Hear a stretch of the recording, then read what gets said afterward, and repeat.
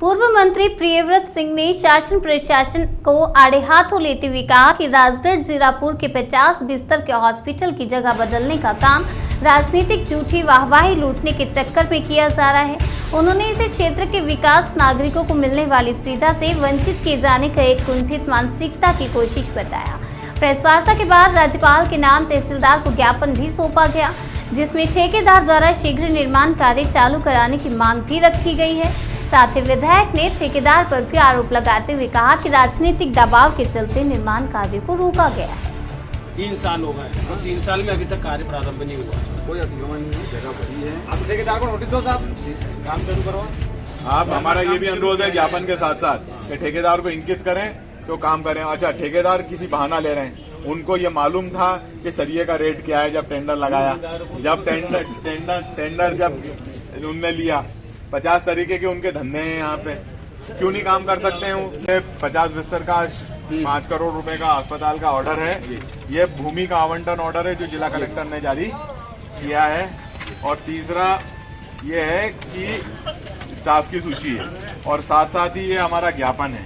तो मेरा आपसे अनुरोध है कि इसमें न्याय उचित कार्रवाई हो। 50 बिस्तर का अस्पताल बीचों बीच यहीं पे बने, नहीं तो जीरापुर की जनता को लाभ बिल्कुल नहीं मिलेगा, लाभ नहीं मिल पाएगा। और अगर 2 जगहों पर अस्पताल आप बनाओगे अलग अलग, बाहर और अंदर दोनों अलग अलग बनाओगे, तो जैसे आवास के अस्पताल की हालत हुई कि चिमगादड़े लटक रही हैं वहां पे, उस प्रकार से यहाँ की भी हालत हो जाएगी।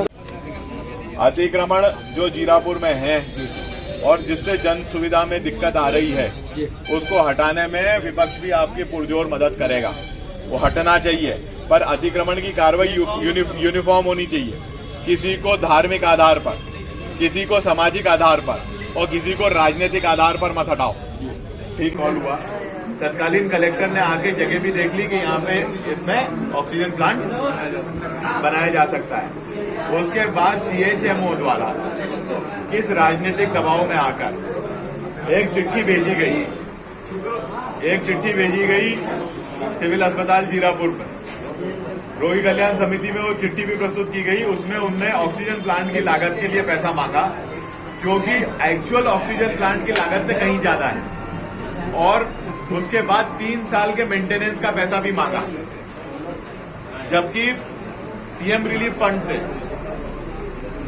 और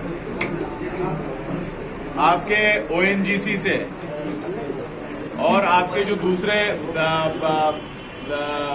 भारत पेट्रोलियम कंपनियों के माध्यम से जो ऑक्सीजन प्लांट सारंगपुर में, ब्यावरा में, राजगढ़ में और नरसिंहगढ़ में लगे हैं, उनमें मेंटेनेंस का पैसा जोड़ के नहीं दिया गया है।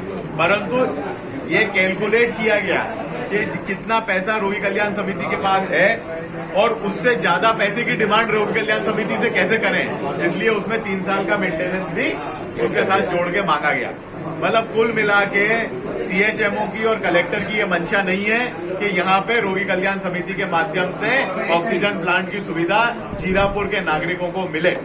जबकि मैंने पत्र लिख के भी अवगत कराया कलेक्टर को कि आप यहाँ पर मेंटेनेंस का पैसा हम देने के लिए तैयार हैं। अभी हमारे पास फंड नहीं है, पर अगर आप वर्तमान रोगी कल्याण समिति की दुकानों के ऊपर हमें दुकान बनाने की परमिशन दे देते हैं, तो हम उन दुकानों को सेल करके मेंटेनेंस का पैसा भी जमा कर देंगे।